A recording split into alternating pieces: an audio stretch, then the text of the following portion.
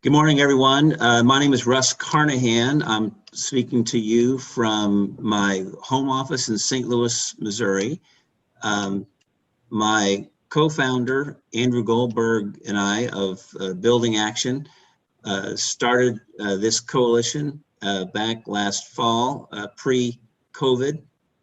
Had several meetings on the Hill with key policy makers, and brought together a really strong coalition around sustainable buildings to really have a broader, better connected coalition around sustainable buildings. We've all seen this heighten in importance post-COVID. We've also seen a lot of great work done specifically around schools and challenges and opportunities for Congress. And one of the great champions for that is Senator Jack Reed, who's with us today. He'll start here in just a few minutes. But I also want to thank our co-sponsors for this today, the International Well Building Institute. And again, they're going to do some great leading work, and we've got a great set of panelists you're going to hear from here in just a few minutes. So I just want to say welcome. We're going to get started, and to do that, I'm going to introduce our moderator, Rachel Gutter with the International Well Building Institute. She's going to take us through the panel. We look forward to hearing from this. There's going to be several opportunities for questions along the way. So good morning, Rachel. Please take it away. Good morning. Good morning, Russ. Good morning, good afternoon, good evening, wherever you are, to all of those on the line. And thanks so much for joining us today. We're really excited for today's conversation. My name is Rachel Gutter. As Russ said, I'm the president of the International Well Building Institute. We are a public benefit corporation on a mission to make buildings, organizations, and communities into places where people can thrive. We're best known at IWBI for the Well Building Standard, which is a voluntary certification framework that can be applied to any types of spaces across the world. But today we're here to speak about the space type that is very much closest to my heart, coming from 3 generations of teachers. As a result, my parents instilled in me a deep admiration for those who go into public service. And today I have the honor of introducing one of the best, someone who is well known because of all of his hard work and his distinguished leadership in the United States Senate, Senator Jack Reed. Senator Reed was first elected to the Senate in 1996, and today he's a ranking member of the Armed Services Committee.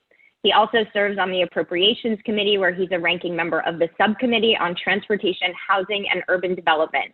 And prior to the Senate, Senator Reed served in the Rhode Island State Senate and House. He graduated from West Point in 1971 and served in the 82nd Airborne Division as an infantry platoon leader, a company commander, and a battalion star officer. He received his master's in public law from the John F. Kennedy School of Government and a law degree from Harvard Law School. What I like most about Senator Reed doesn't come across directly in this bio. He is a fighter. And when it comes to the issues that we care about and doing the work to help support stronger, healthier, and more equitable communities, there isn't anybody that we'd rather have in our corner. Senator Reed is someone who has stepped up. He cares, he listens, he unites, he inspires, and he delivers. And it's because of him and his work and his leadership that we have a signature piece of legislation before the Senate that would put serious investment back in our school facilities. With the Rebuild America School Act that Senator Reed led, schools have a chance to leap into the 21st century. His legislation would provide $100 billion of critical federal funding for school repairs and rebuilding, giving our students and administrators the schools they deserve, schools that are healthier and more sustainable and built to uphold our values by ensuring true access for education and opportunity for all. Senator Reed, we're so honored that you could join us today. Well, thank you very much, Rachel, for that very, very kind introduction. I also want to recognize Andrew and Building Action and the International Well Building Institute for organizing this webinar and also asking me to participate. Particularly want to recognize my former colleague, Russ Carnahan, who's been a real leader in this effort and is doing tremendous work. So thank you, Russ, for that. I'm also pleased to see that Mary Ferlato is participating in the panel that's following. Mary and her team at 21st Century School Funds have been doing extraordinary work in many areas, but particularly supporting the Rebuild America School Act. So I thank Mary for that. In fact, thank you to everyone who's on the webinar for all your efforts, very, very much. Long before COVID turned our world upside down, I began working with my colleagues, Chairman Bobby Scott in the House, Sherrod Brown in the Senate, many others, working with educational groups, working with parents' organizations, unions, businesses, because we recognized then that our schools in the United States really needed significant work. They had to be part of any major infrastructure plan. They couldn't be left out. So we introduced the Rebuild America School Act in the 115th Congress, and then again in this Congress. And because of Bobby Scott's tremendous leadership in the House, it was the first bill to pass the House Education and Labor Committee. It was renamed over there, the Reopen and Rebuild America's Schools Act, and it passed the House completely in the Moving Forward Infrastructure Bill. And it's also part of the Vice President's agenda, Build Back Better, and that's a good sign. So we've come a long way over the first introduction of the bill.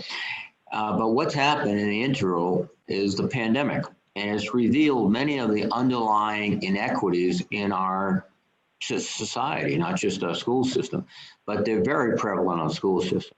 If you go into poor schools, they're likely to be old, obsolete, problems with drinking water, problems with ventilation, problems with wiring, asbestos, et cetera. And we have to do something. In addition, technology is usually not as prevalent there as in some of the wealthier communities. And so we have to have that because that's central to education today. In addition, a lot of those old facilities are still burning oil out of 1955 boilers that are not exactly environmentally friendly. So those are problems too. In fact, my state did a survey just a few years ago and found out that they needed $2 billion, and this is the smallest state in the union, to repair all of its schools, to bring them up to code and to modern standards. So we went ahead and asked the Government Accounting Office to do a study nationally. And what the GAO has found is that over half the schools in the United States have at least two significant deficiencies, something like HVAC or electrical wiring.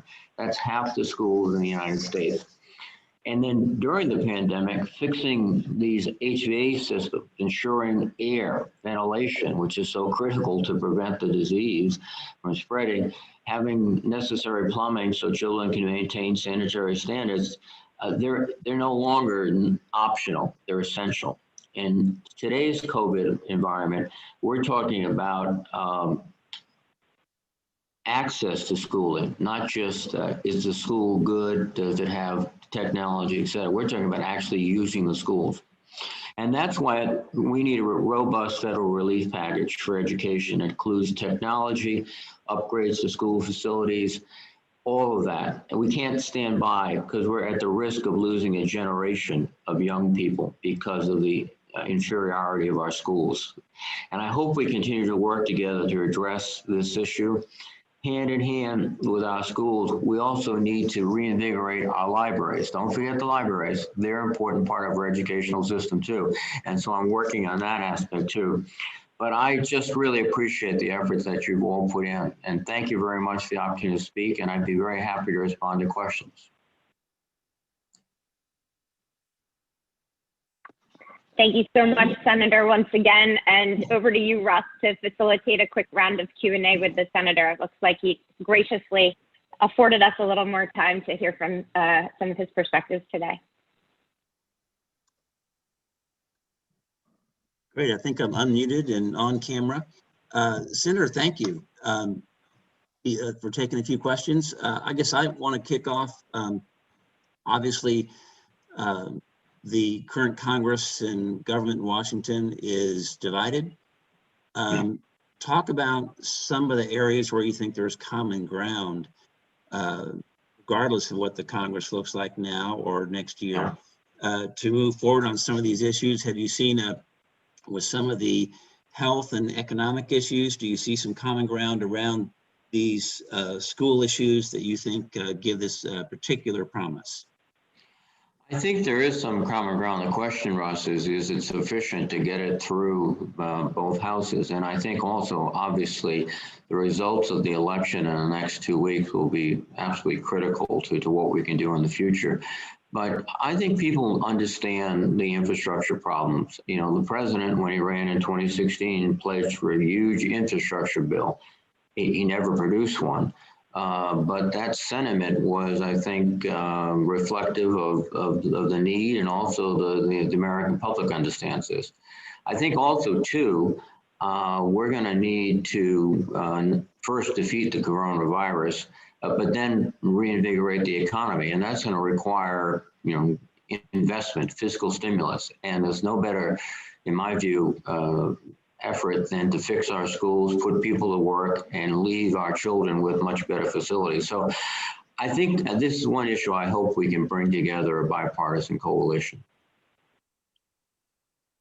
That's great. Yeah, no, we've seen that as well, that there's been certainly a shift.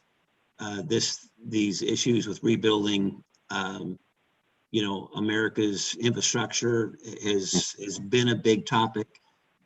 But particularly some of our critical infrastructure like schools this has become even more important post-COVID. Got a question here from one of the listeners. How does the Rebuild American Schools Act work with energy saving performance contracting as is supported in Tina Smith's Open Back Better Act? What we've tried to do is insist that not only they rebuild the school, but they rebuild it to the highest quality standards of environmental and energy efficiency. And that's going to be part of the requirements within the bill. We're very sensitive, and I mentioned in my opening remarks, there are so many schools that have out-of-date energy systems. They poor windows, simple things that could increase significantly the energy efficiency of the building. And that's all going to be part of the requirements to the states. We have a formula going out. The formula would be $70 billion in aid to the states directly, which they would then put down into their school systems based on need. We don't want all this flowing to, you know, upscale school districts that could afford themselves. We want this to go to the places where it really needs the state help. And then we have $30 billion of tax credit bond program that'll help too. But throughout, we're going to be insisting upon the highest standards we can achieve with respect to energy efficiency. Thank you. Got another question here. Question about, are GOP senators serious about funding school retrofits for ventilation and more after often having opposition to local assistance and questions about private and religious schools in that mix? We will get those questions, I'm absolutely sure, because one, there are some folks ideologically do not believe that school building should be a federal responsibility, or even we should participate. Then you have others, and the question of will private schools have access to these funds, et cetera. Those questions will come up. I mean, I think our my view is that we're going to put together a coalition. We're going to try to deal. I think our primary responsibility is with public schools, public education. But there are many examples where we allow private schools to participate in transportation issues, textbooks, et cetera. So there is some precedent for private schools, but the emphasis, I think, has to be on public schools. Another question here, I guess, gets to the national will and big thinking here. Do you ever think we will see the types of programs and investments that we did under FDR when he created the WPA and the CCC? Well, I think we might, and there's a couple of factors. First of all, once we get the virus under control, in order to get the economy back, we're going to have to go ahead and make some significant investments. And the best investments, I think most Americans believe, are infrastructure, roads, bridges, and a growing consensus about schools. And I think also, too, when it comes to programs that sort of reminiscent of the New Deal, as AI and quantum computing and driverless cars and driverless taxis, you probably read where San Francisco now is authorizing a driverless taxi service. We're going to have a real issue of how do we employ people? How do we give them meaningful work? And I think that's a role that the federal government is going to have to look into it. I mean, and certainly, and try to have a private-public partnership so that we can get people retrained, re-employed, and have useful working lives. Well, that's certainly part of our mantra at Building Action, having a national program, thinking big in ways to really transform America's buildings. Is a massive job creator, helps the environment, helps the health of the people in the buildings. And so it just, that is absolutely, I think, a powerful message. Let's see. Okay, here's a timing question. The prospects of getting anything done in the lame duck session versus maybe early in a new Congress and potentially a new administration? I think the lame duck session is going to be awfully busy already. We have to do the National Defense Authorization Act. We've done that 59 years in a row. We're not going to stop this year. 2, we have to do an omnibus appropriations bill by December 11th or do another extension. Those are 2 major pieces of legislation that's going to take up a lot of time. I think also there could be another round of COVID legislation. If it can't get through before the election, and it doesn't look like it's going to, there could be another COVID bill. In that COVID bill, you could see some of the elements we've talked about. Money for schools. The HEROES Act does have money for schools. They have $5 billion for reconstruction, and they have over $100 billion for operations of school in the COVID environment. So if we get a COVID bill, yes, but I think we're going to have a major infrastructure bill early in the next Congress. And in that major infrastructure bill, we will certainly try our best to get the school and library funding involved. Well, that's great. Senator, thank you for being so generous. Thank you very much, Russ. You've got a great group of national organizations, companies, and leaders in this field that really appreciate the work you're doing. Look forward to continuing to work with you and being a resource for you and other policy leaders on the Hill. Thank you. Thank you so much. And thanks for your great work, Russ. Thank you. Good morning. All right. Stay healthy and well. Yes, sir. Let's see, I'm going to turn it back to Rachel to introduce and kick off our panel. Rachel. All right. Well, really inspiring and encouraging words from the senator. And thanks so much, Russ, for turning it over. Once again, welcome to our panel on schools in a post-COVID world, although it doesn't feel like we're in a post-COVID world right now. So I suppose today is a little bit more future-facing. We're going to take a harder look at the challenges and opportunities for Congress and the challenges and opportunities that we face in helping schools to garner the funding that they so desperately need. In a moment, I'm going to introduce you to our terrific panel, but before I do, I wanted to set the scene.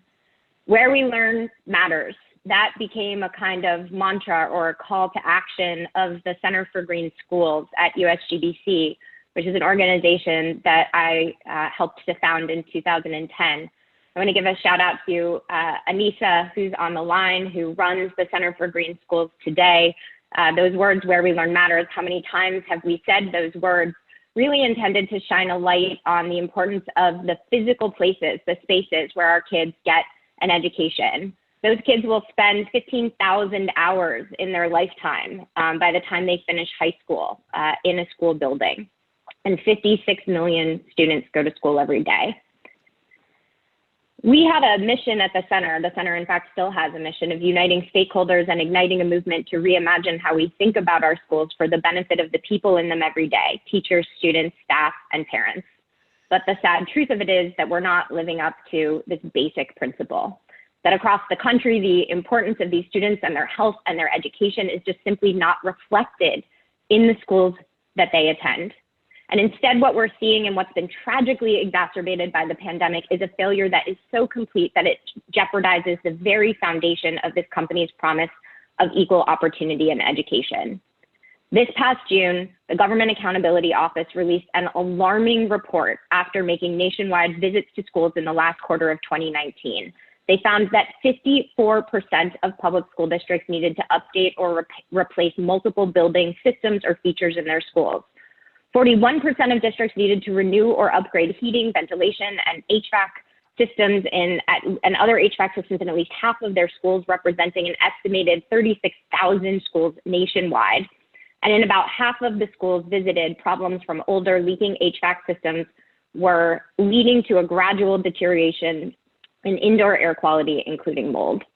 It's yet another stark warning to us all.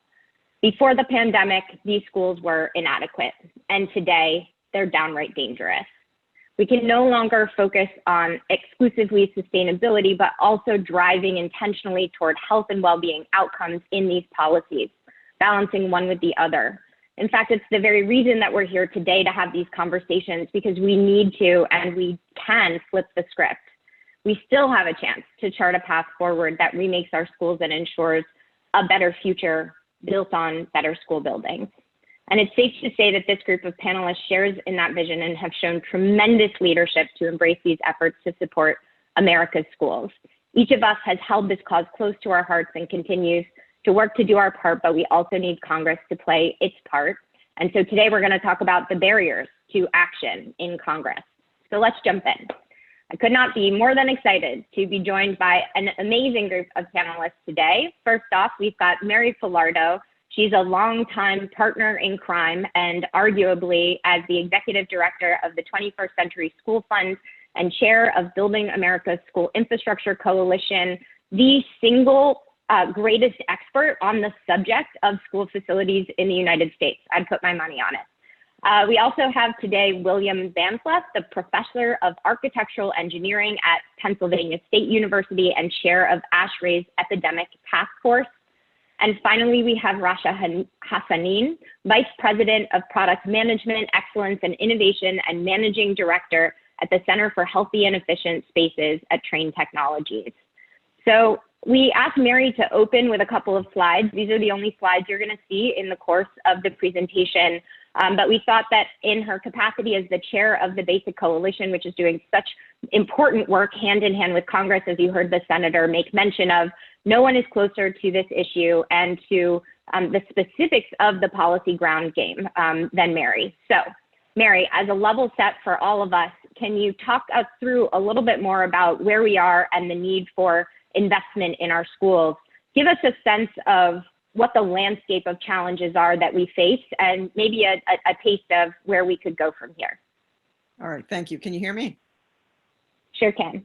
Okay, great.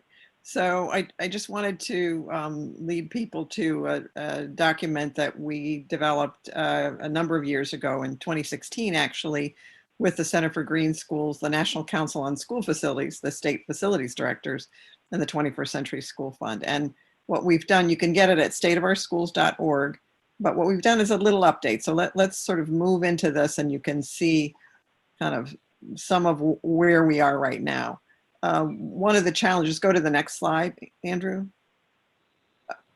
One of the challenges has always been getting an actual direct understanding of the condition of our schools nationally, because there is very little comparable data on school facilities. It's not collected by the National Center for Education Statistics. It's not collected by the U.S. Census of Governments. So it's a challenge. But Senator Reid, of course, referenced this GAO report, and it's got one of the stunningly worst titles on the planet called, the name of the report, believe it or not, is called School Districts Frequently Identified Multiple Building Systems Needing Updates or Replacement. It was produced in June 2020.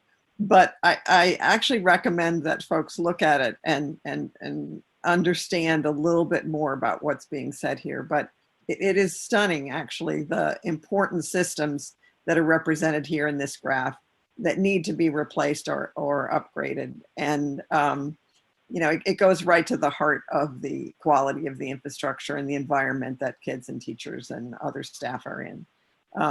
So you can find that report with that title on GAO, and I again recommend that you all take a look at it. Go on to the next slide. In a way, I think that some people would still say, well, so what, right? Okay, so, you know, things are not in great shape, or, and I would say, really, there's two major reasons that we should absolutely care about this as a country and as communities. One is that it's a huge sector with the millions of people in it, 100,000 buildings, and the billions of square feet. And I would add to that actually also the millions of acres of land associated with schools. So it's big. And the other thing is it's consequential.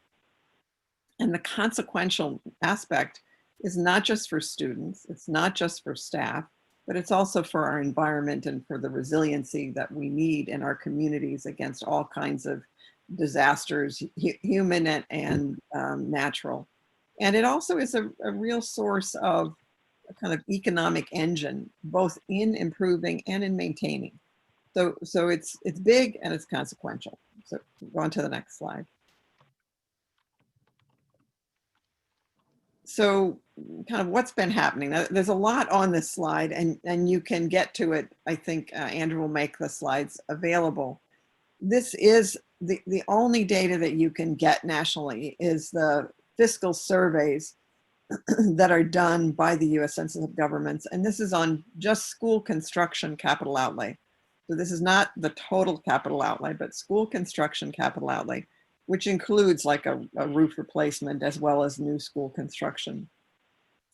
And so what you can see is the blue column is really what we should be doing on an annual basis for maintaining schools in good repair. This does not include the need to build new schools for enrollment growth, just taking care of what we have.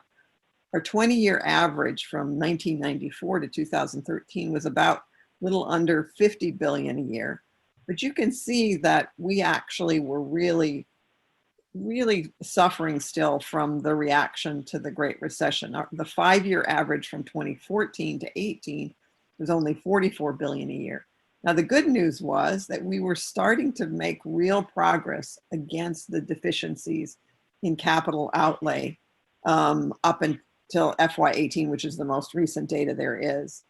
What we are projecting is that we're going to see a huge drop off again following the pandemic as communities really struggle with their costs. So in the graphical part is the capital outlay. In the table to the left is maintenance and operation of plant, it's called. And those are annual operating dollars. And you can see really that the combination of the two is over 100 billion a year for our nation's public school facilities on the capital and the operating side. And then on the bottom, you'll see just some other data that shows you that the local districts are really working hard. They've got almost $500 billion in local debt. So there's a lot of information here, and encourage you to become familiar with it. Go on to the last slide, Rachel. So part of the problem is that almost all of this burden is local. There's virtually no federal share. About 18% on average for the 20 years that we looked at the data, and 82% local. So this means that the wealthy districts can take care of their facilities, the poor can't. Go on, I think there might be one more slide, I'm not sure. Yeah, So part of what we wanted to do is make sure that anyone on this call was aware of the Rebuild America School Infrastructure Coalition. And you can find out about us at buildusschools.org. And we are open to everyone, and we really encourage organizations that represent civic, industry, and labor and education to join us in advocating for Reed's incredible work and Congressman Scott's leadership and Rebuild America Schools. Thanks, Rachel. And thank you, Mary. I want to circle back to you after I pose a couple of questions to our other panelists. I think one of the most important things that everyone who's listening in today can walk away with is a deep understanding of why the issue of school facilities funding is so contentious at the federal level. I find that even the people who are most involved with building, retrofitting, and renovating schools, unless they're doing policy work, don't understand what the philosophical or partisan holdup is, and therefore how we're going to work to overcome it. But first, let Bill and Rasha get a word in edgewise. So Bill, you are the chair of ASHRAE's Epidemic Task Force. And this session was billed as schools in a post-COVID-19 world. So what are the most critical repairs that we're hoping federal investments will help us to fund? In other words, what should schools be prioritizing in terms of upgrades to facility and plant in the midst of the pandemic and beyond? Yeah, thank you for the question, and very glad to be involved in this great panel. From the point of view of what ASHRAE is concerned about, HVAC systems, I think the most fundamental one is the outdoor air supply to buildings. And we have many schools and many other buildings in the US that have inadequate ventilation because it's not properly maintained. So that's one thing. We know that good supply of outdoor air is associated with many benefits, better learning and better health, et cetera, not just during the pandemic. And I would think the other thing is filtration, which has become very prominent in our discussions about COVID-19. Completely aside from infectious aerosols, it's well known that the health effects of PM 2.5 and PM 10 are amongst the most serious air quality issues that we face. So I would say those are the places to start, and there's more you could do from there. But if we could do that in every school building and have it up to where we'd like to have it, that would be a great improvement.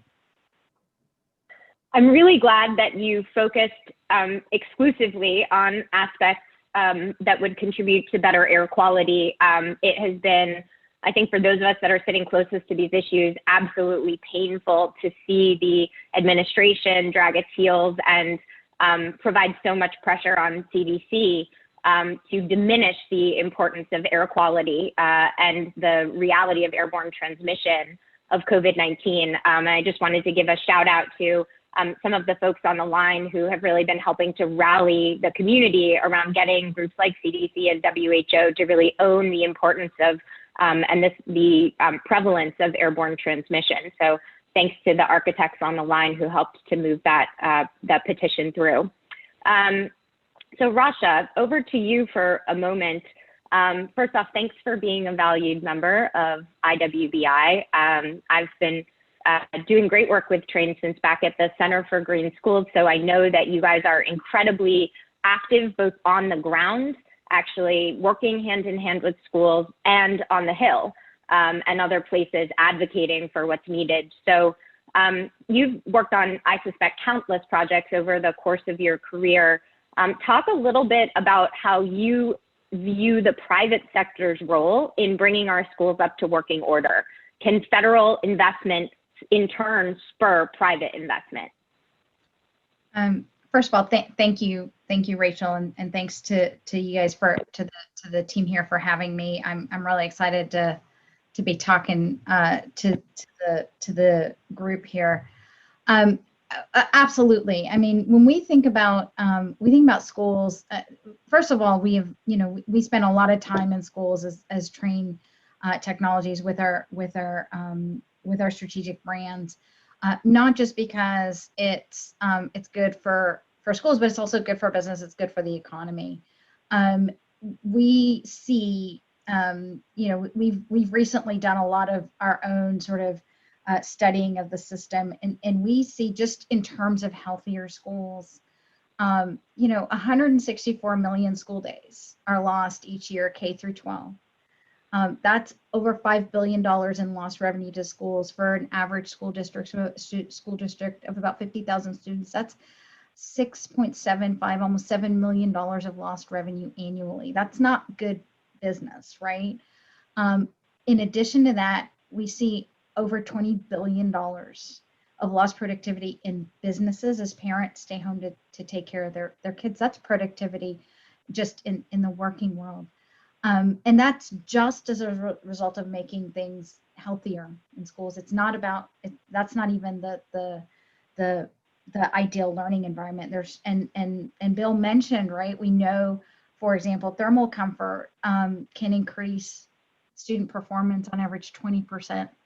And we know that it's higher for learning environments than working environments. So the impact of thermal comfort or temperature, which HVAC obviously has a huge portion of it.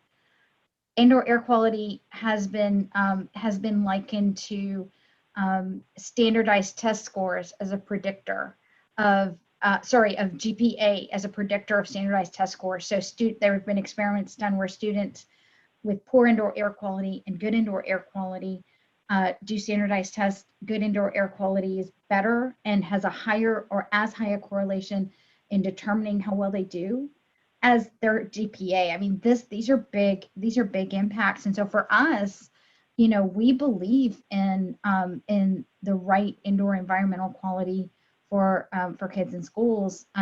We believe the partnership between private and public sector and organizations like ASHRAE is critical. We've recently launched a financing program to enable this. We can't hit every school, right? There's no way to get every school through that financing program. So we want to do what we can do to help. But if you just look at local debt in the schools, just what Mary talked about, it's not sustainable. So we can help from a financing perspective. We have the technology. We work very closely with ASHRAE to really understand what the best technology is and how we implement some of these standards. But we can't do it alone. And there has to be some sort of systemic approach to enabling that. We can help solve the problem, right? But we can't do it alone. I think it's really a partnership. And I do believe that the federal component of this is going to become more and more critical in creating more of an equitable environment. I want to come back to a conversation around equity and the inequities that, as the Senator mentioned, have been underscored by the pandemic. But Mary, as promised, let's circle back to this explanation from you of why historically, like when I think back over the last 15, 20 years of all of these different recovery packages and stimulus packages, the provision for school facilities repairs is like usually what's keeping negotiations going till 3 a.m. And I think a lot of people don't understand why the notion of federal funding for school facilities upgrades is so instantly contentious. Can you walk us through a little bit of that background and history? Yeah, I mean, it has been very traditionally local control, but that is true for education writ large.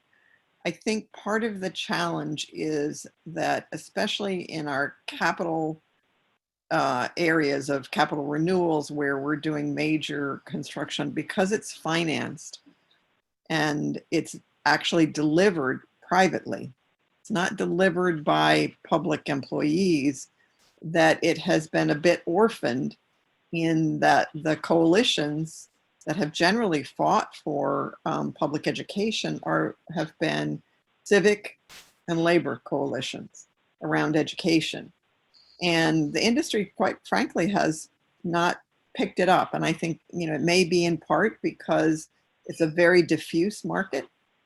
We have 14,000 school districts. They're very, I think, legitimately, locally political.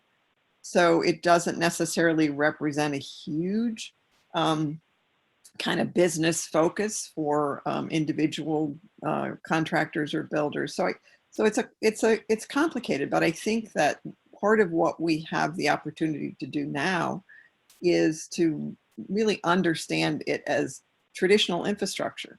It functions like roads or bridges. It's publicly financed, it's privately delivered, it's a long-term investment. The leadership that comes out of the political world, which tends to be very short, particularly for superintendents or school board members, they're not there long enough to see an educational facility master plan through from inception to implementation. So there's complexities that in public education infrastructure that are just the same as traditionally thought of infrastructure.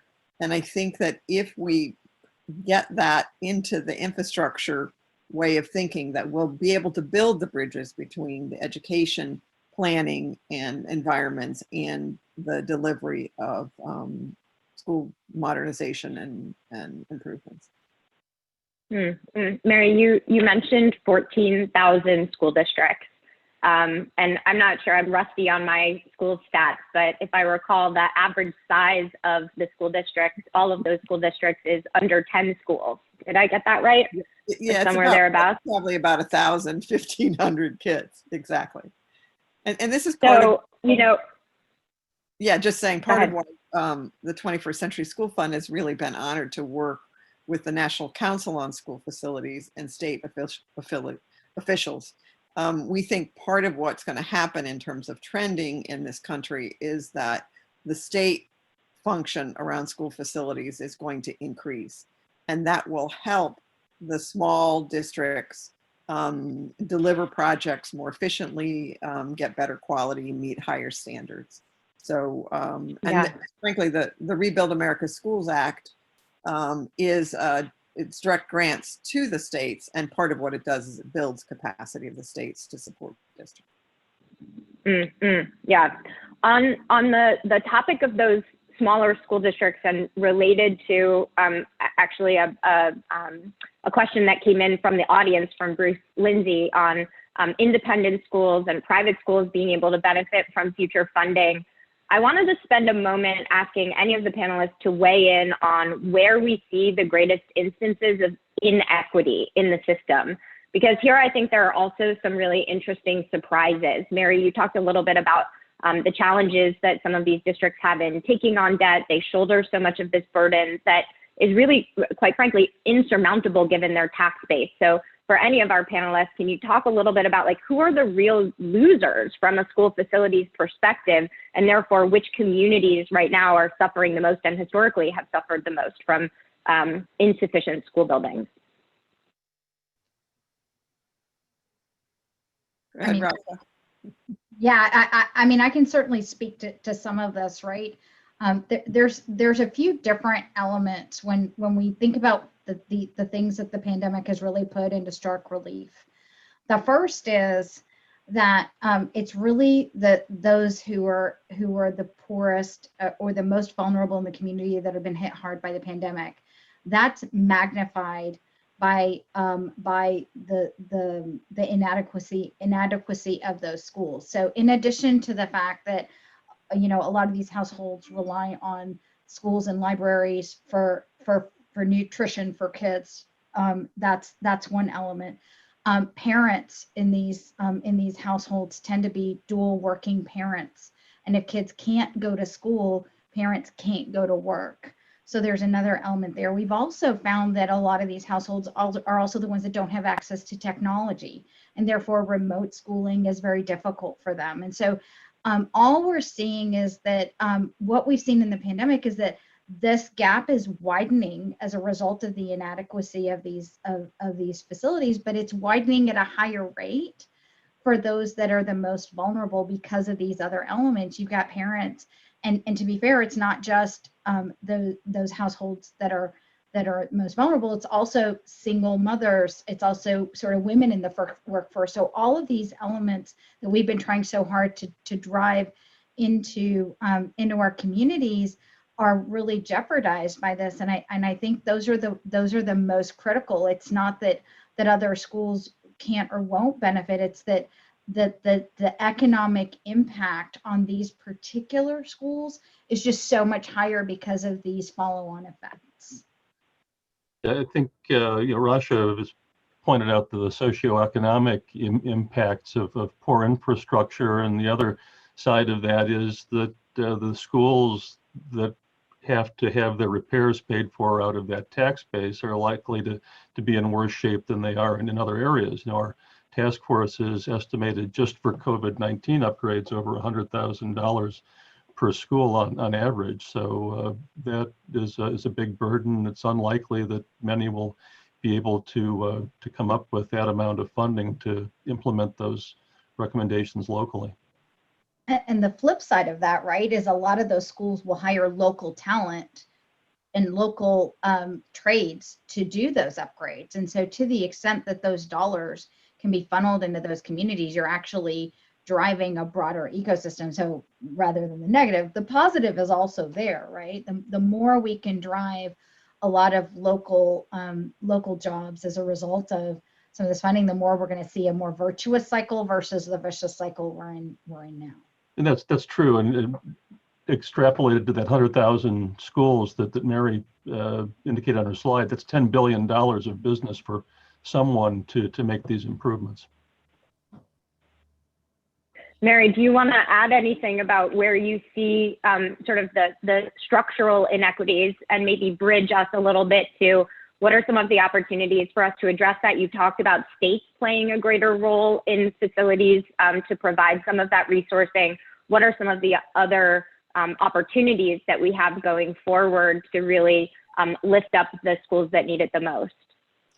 Well, we have a structural problem in the way school facilities are financed, and it actually ends up being a double burden, because if you don't have the money to borrow to, let's say, buy a new car, you're going to have to keep pouring money into your busted old car that really you shouldn't be spending on.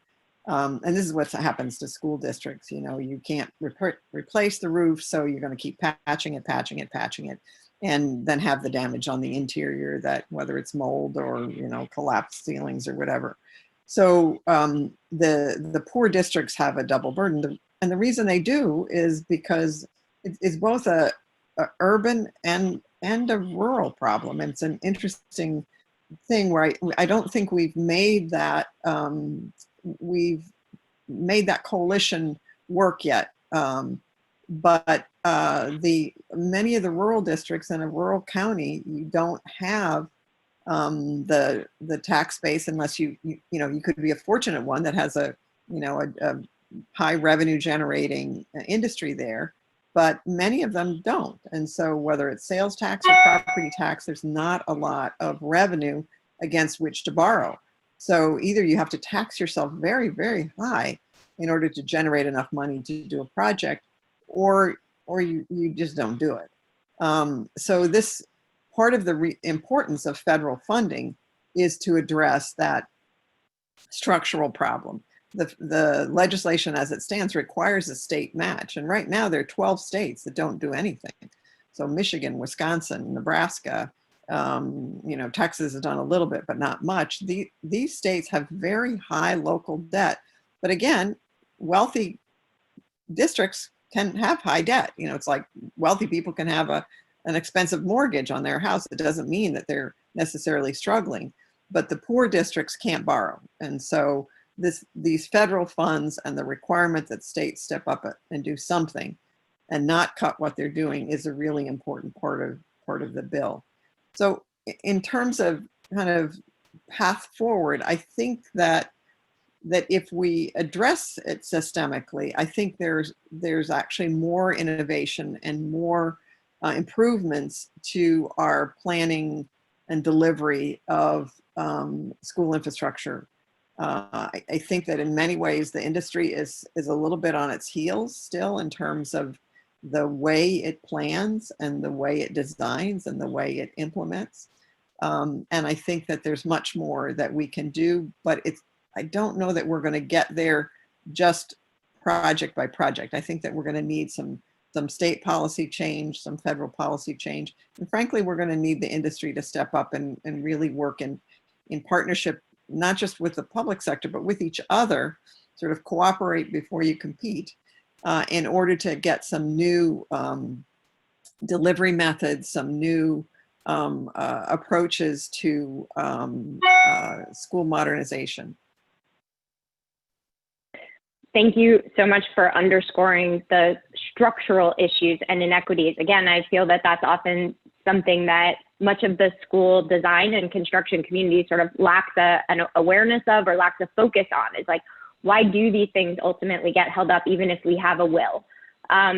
Bill, in our prep session for today's panel, you talked a little bit about the opportunity to potentially raise the bar by raising expectations for school construction through code, which I remember once a different bill, Bill Reed, once saying, we build schools to code, that's one step short of breaking the law. So what are the opportunities for us to think about raising the bar when it comes to code and using it as a kind of mandate, you know, and how does that line up against some of these structural issues with especially smaller school districts being able to take on the debt to underwrite the improvements? Yeah, I think this is an important issue, and yes, it's true that the minimum standards that ASHRAE writes that become adopted into code define the worst building that one is legally permitted to build. But the positive side of that is that if we have regulations, that gives us a way to raise the bar in a broad way in many different areas, energy efficiency and air quality. If you look at the example simply of energy efficiency, where ASHRAE standard 90.1 has been the code basis in the US for a long time, since the 1980s, the energy efficiency of a building, the maximum energy use intensity has dropped by over 50%. So that's been a very effective tool in driving energy efficiency in buildings. And I think we can do the same thing with air quality standards if they're adopted into code.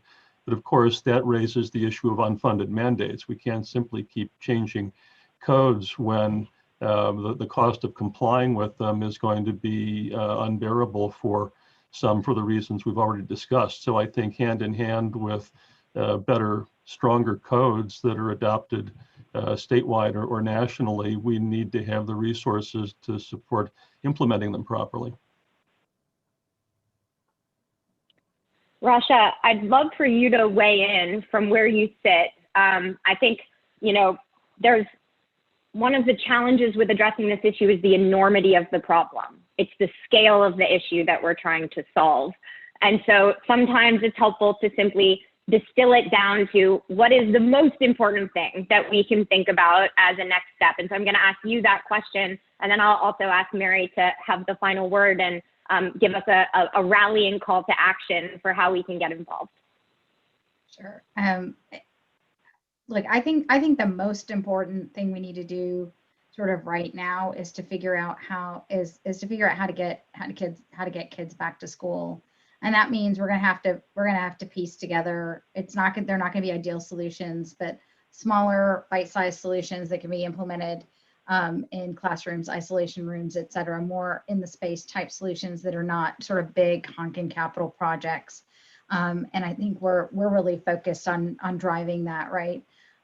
You don't always have access to the whole system. You don't always have the access to upgrade the entire system right now, but there are things you can do to make things healthier and safer. And I think that's where we need to be focused. I think over time, we need to be focused on building the bridges to broader infrastructure type investments. But in the short term, I think it's really important to work within the constraints of the school systems today to ensure that we can get kids back to school. And we have to be pragmatic about it. And we have to be realistic about what can and can't be done in the short term, while sort of having an eye towards the longer term investment roadmap. All right, Mary, bring us home. Like I said, no one knows more about this issue than you. So if you could offer us a tip for the future, if we could focus on just one thing that's most important, what would that be? Well, I'm a process person. So, you know, I think that the most important thing is planning. And the planning be done with the communities, it be done with the users, the end users, it be done with the technicians, and with all of those who engage in the management and delivery of public schools. And I think that if I were to identify my regrets for, having worked in Washington, D.C. to ensure that there was a really robust program to modernize schools, it's that I like to say that once the mamas got the money, they said, okay, girls, out of the way, now we'll take it over. And that it became really driven by the industry in a way that excluded what were very real concerns and priorities that were in the communities. And so I think it's hard. It's hard to know what that looks like. It's hard to do, frankly, community engagement and planning. And, but I think that if there was one thing, that's it. And frankly, it's something that we can do before the money gets there. And it's something that, because once the money's there, it takes on a whole different life.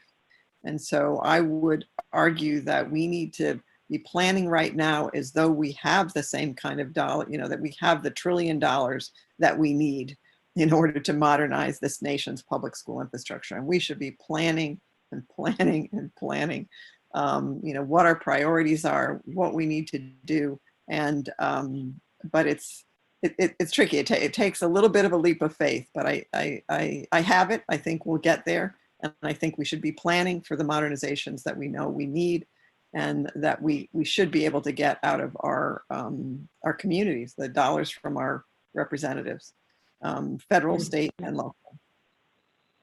Thank you. Thank you so much for all that wisdom. And if I could suggest one important thing that everyone could do following today's conversation, it would be to join the BASIC Coalition. I don't know if our organizers can put Mary's slide back up on the screen, but BASIC is doing such critical work around this issue when very few coalitions and NGOs and organizations are, or at least are consistently. So Mary and her colleagues are out there all the time advocating for enhanced school facilities, and in joining the coalition, it's one of the best ways that you can stay informed and have an ongoing understanding of what the greatest policy goals are that you can be putting your time and energy toward advocating for.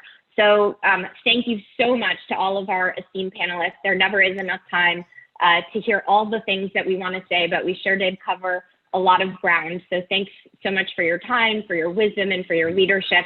And with that, I'm going to turn it back over to Russ, and he's going to give us a couple of closing thoughts before we say goodbye. Thank you so much, Rachel, for that great moderating. Thank you to the panelists. Special shout out to the International Well Building Institute for co-hosting this with Building Action.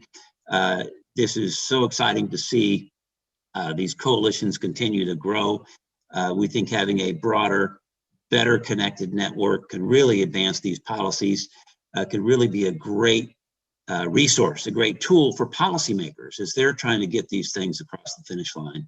And we have a number of great opportunities coming up to do that with potential lame duck, potential early in a new Congress, potentially a new administration. So there's a number of things that where those doors can be opened. So with that, I also want to let the participants know just if they have a great opportunity also to weigh in with their members of the Senate and House about Senator Reid's bill, S-266, Congressman Scott's bill. We'll send some follow-up materials about that to you and some other resources in ways you can engage, not just on buildings generally, but especially on this topic. So again, thank you. We look forward to working with you all and really advancing these policies to improve our health in schools, to improve our economy, and really build these coalitions. Thank you all so much, and we'll be in touch again soon.